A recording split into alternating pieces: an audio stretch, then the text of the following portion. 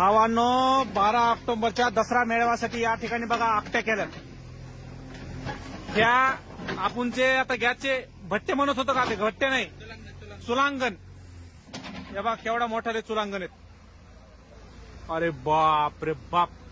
हे चुलांगण 200 पोत्याची बुंदी महाप्रसाद आलेल्या भाविकांसाठी आणि भक्तांसाठी या ठिकाणी जीसीपीचं काम चालू आहे. आणि हे बघा इथं बांधकाम चालू आहे. आणि हे इथं बांधकाम श्रमदान करायला लागले समाज बांधव. बघा हे जवळजवळ याच्यात पूर्ण माणूस जाऊन बसतोय, एवढं खोल आहे. एक मराठा, एक मराठा, एक मराठा. 200 पोत्याची बुंदी या ठिकाणी महाप्रसाद म्हणून वाटप केली जाणार आहे.